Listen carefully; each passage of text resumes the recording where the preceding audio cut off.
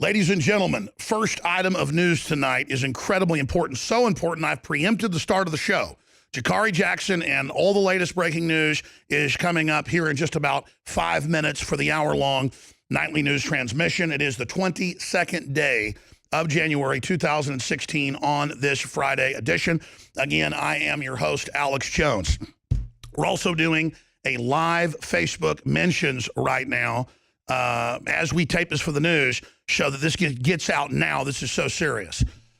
As I got off the air at 2 o'clock Central earlier today, I was handed a Defense One article. I also saw it mentioned in Politico, and I went and actually read over the bill, and it is staggering.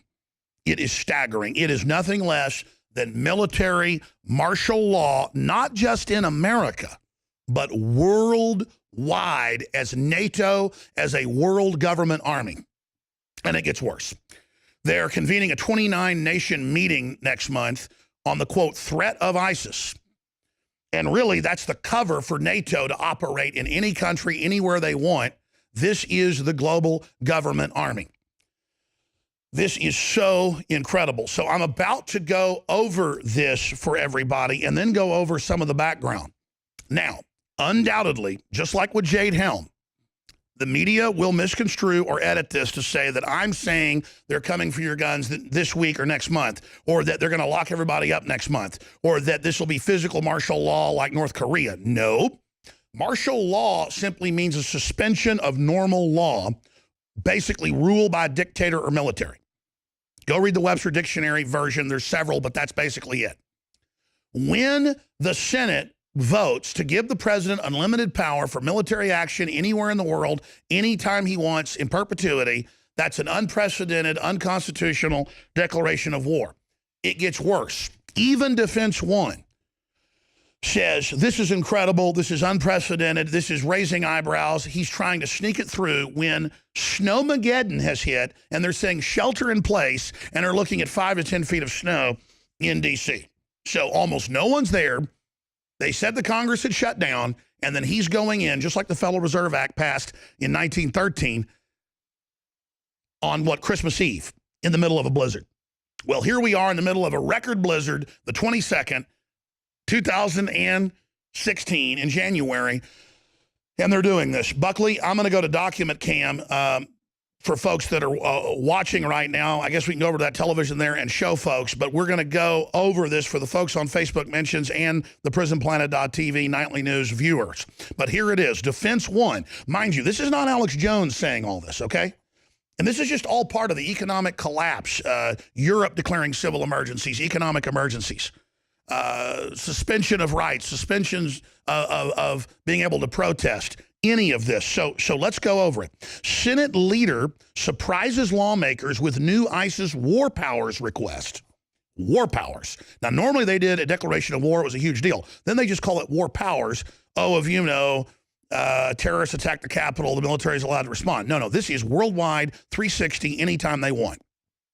And then they'll spin it and go, you don't trust our military. No, our military is saying get controls over Obama and the globalists. And here's this rhino neocon, Mitch McConnell of Kentucky, giving the president unprecedented power. And listen, it may get worse, okay, down the road. And they'll give him even more powers. The point is that this is martial law on the books if this passes, and they're trying to ram it through very, very sneakily. So continuing, Senate Majority Leader Mitch McConnell offered members a snow weekend surprise, quietly teeing up a debate on the legal underpinning for the fight against ISIS.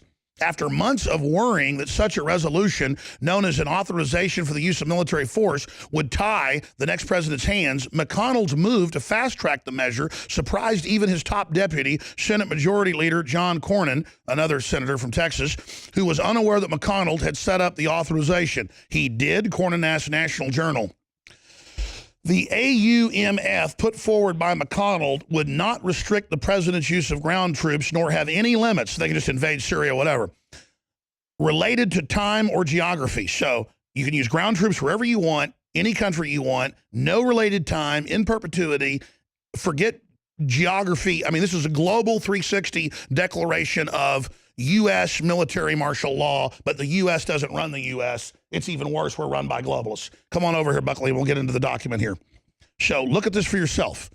Obama administration, the use of ground troops, nor have any limits related to time or geography, nor would it touch on the same issue of what to do with the 2001 AUMF, which the Obama administration has used to attack ISIS despite this authorization instructions to use force against those who planned the 9/11 terrorist attacks. By contrast, the legal authority put forward by the administration last February wouldn't authorize enduring offensives, ground troops operations, and would have ended 3 years ago. And then it goes on. So see, that was the whole debate. Don't give them unlimited ground troop power or they'll do a Syrian war backing ISIS and Al-Qaeda. But forget that. This is anywhere in the world. So they can attack Russia. They can launch attacks in Ukraine, where we got U.S. troops fighting Russians now, it's admitted. They can start a war with China. They can do anything. They can use them here in America. And of course, when they use them, it'll be meant to look legitimate. So the police and the military all work together. And so it looks legitimate. It's all part of a process of conditioning us to accept it. And then we point out we've got NSA spying. They deny it's happening. Then they say, oh, it's only on terrorists. Then it turns out they're using the NSA to spy on the FBI, so they can't stop San Bernardino terrorists. And then we learn they're working with the terrorists because it's a foreign multinational group, ladies and gentlemen. Now, let's go to a couple more articles right here. This is what else has been happening. Michael Schneider, who was on today from Economic Collapse blog. Emergency powers gives Barack Obama authority over just about everything during a major national crisis, including economic. Obama is now the most powerful president in history. And the precedent set to this to be passed to the next president. It's about the power structure, abolishing the Bill of Rights and Constitution by fiat, by executive action. Let's continue. Obama signs executive order to allow detention of all Americans with respiratory illnesses or any signs of it separately there. They've built civilian inmate labor camp programs and admit that they will, quote, re-educate extremists at them. Remember this last week, January 8th, or 2 weeks ago. CNN op-ed calls for Obama to declare national state of emergency to gut Second Amendment, to scare us into submission with the announcement of confiscation. That'll start a civil war.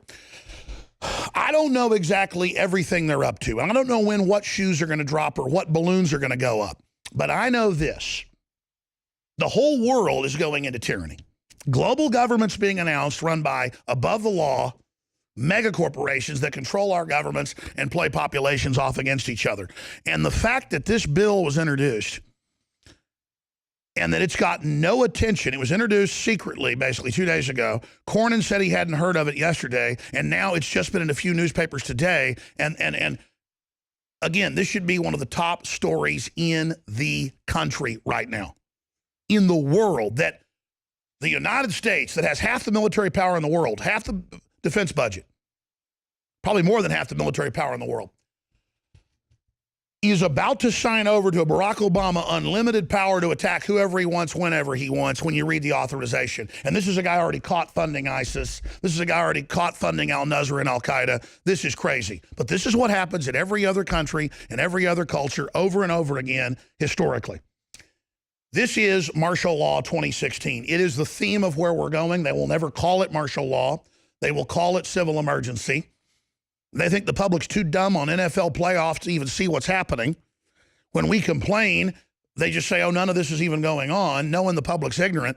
But the good news is more and more people are listening, more and more people are involved, more and more people are aware of what's happening. And most importantly, I talk to our military. I have a lot of them on the air, even active duty. And they're aware of what's going on and tell me that they're not going to go along with this tyranny. Folks, we need to come together as a nation, not let George Soros and the White House start a race war. We need to come together and promote liberty and freedom.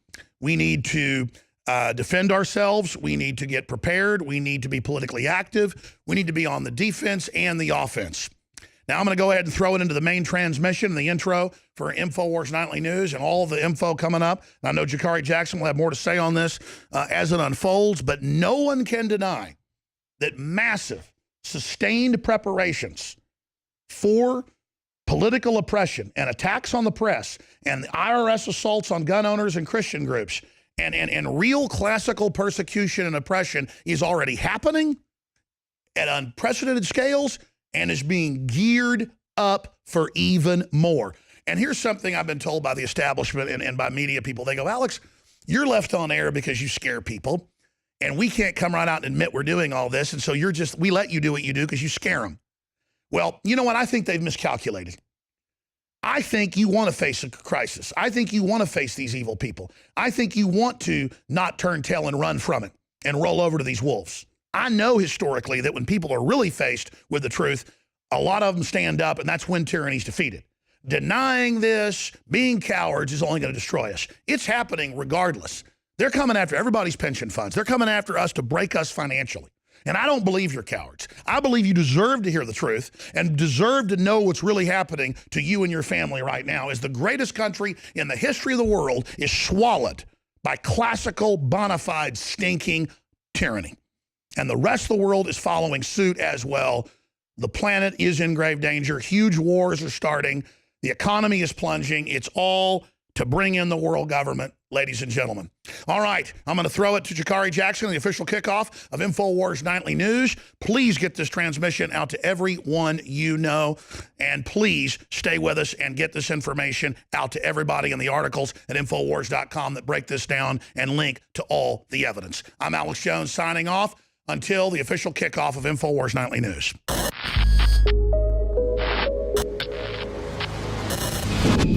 And that was Alex Jones with a breaking news report. Now, David Knight, that was a lot of information to ingest. So can you break it down for us? Well, Jakari, when I look at this, I see surrenders and surprises. Because we've had Congress surrender its authority to multinational corporations to write trade treaties.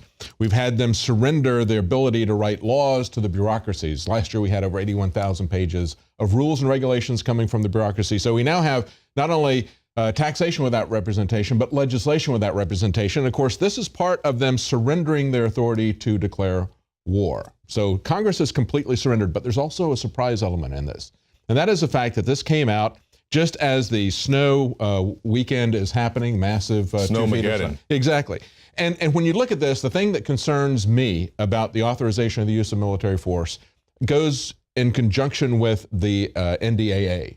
And similarly, with the NDAA, we also had a surprise. Going back to January the 1st, 2012, New Year's Eve, President Obama had signed the authorization for indefinite detention without trial by the military, okay, which could be used to give the Gitmo treatment to everyone. And when we looked at this, we said, well, it's troubling because we have an authorization for the use of military force that is not really limited to foreign wars. It could be used here in the United States. It's worldwide.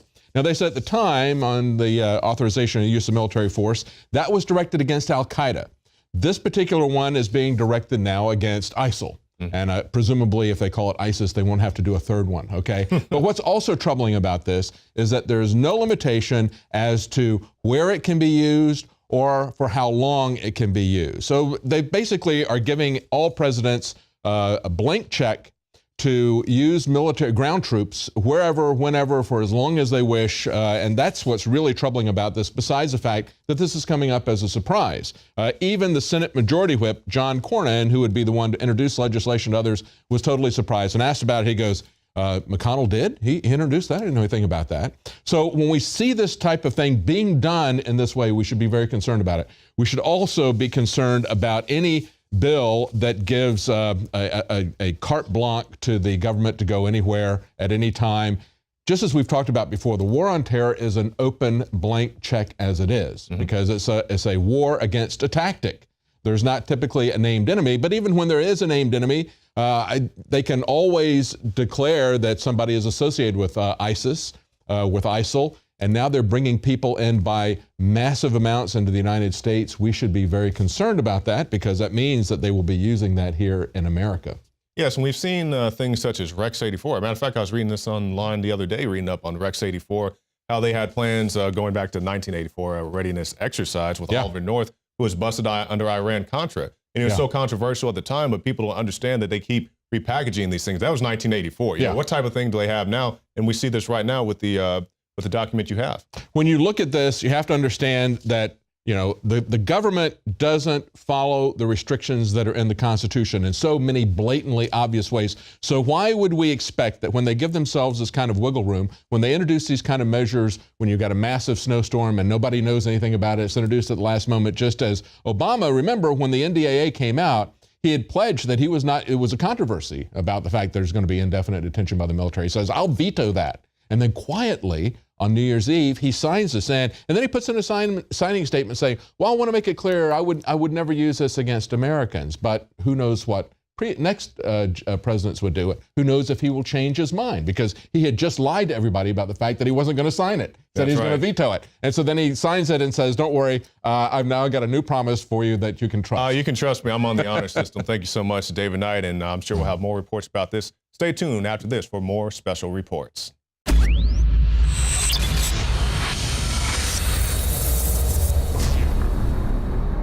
Shane Steiner's involvement with InfoWarsLife.com truly happened in an organic way. I went to high school with Shane. His brother knew his parents well, and he was visiting the office once, hadn't been to the office in years, and said, wow, I notice you're making and selling supplements. Do these really work? Because I've tried a lot of supplements as a workout enthusiast, and I really think most of them are hype. And I said, here, take some home, try it. Well, a few weeks later, he came in blown away and said, I want to buy 3 boxes of this stuff to give my friends and family. It's simply amazing. He said, why does it work so well? And I said, listen, go to InfoWarsLife.com, watch the informational videos with Dr. Group and others. They understand how it all works. I know that it works for me. That's all I understand. The science, the facts, the research, people's testimonials, they're all on InfoWarsLife.com. You can check it out for yourself.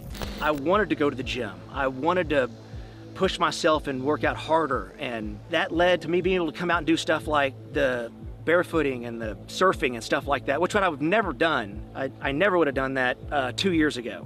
Shane has said over and over again, more than just libido and energy, it made him want to get into the gym more. It made him want to get in better shape. And believe me, the Steiners have amazing genetics. His brother is a world champion steer wrestler. His dad, Bobby Steiner, is a famous world champion bull rider. They've got natural genetics. But when you added this to the mix, in Shane's own words, it took him to the next level.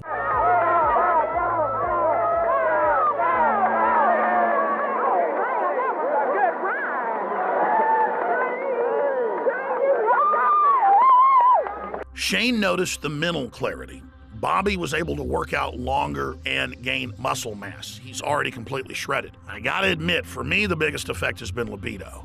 Now, I've never claimed to have a body like some beach model, but back when I was 20, 22 years old and worked out every day, I looked great. But over the years, and being married, having 3 kids, and working 18 hours a day, I gained basically 100 pounds. And it's been a long process losing that weight in the last 4 years. But if you look at the photos and the videos of what I looked like 4 or 5 years ago versus today, the results are dramatic. I'd already cleaned up my diet. I was working out hard, but I'd only lost about 20 pounds. It was adding the other key ingredients from InfoWarsLife.com that helped me personally go to the next level and shed another 35 pounds. This has actually made me feel so good that here lately, about a year ago, I started training jiu-jitsu, and that kind of led to doing some boxing and kickboxing. I mean, it's amazing that 2 years ago, I was on the couch and couldn't even tie my shoes, and now I'm training with MMA fighters and just doing stuff that I never thought that I would be doing ever again. So Super Male Vitality has allowed me to do some amazing things, and if it has those kind of effects for me, I know that it will do great things for you. So just try Super Male Vitality. I promise you, you'll love it.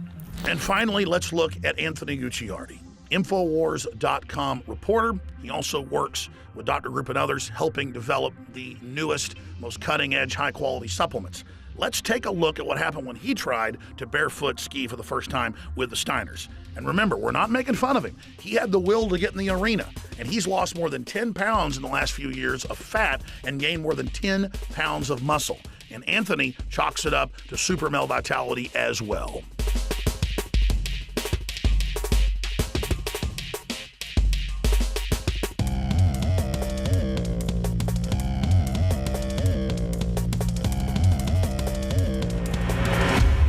Bottom line, folks, you want to discover the power of super male vitality and super female vitality for yourself by visiting InfoWarsLife.com today or by calling toll-free 888-253-3139.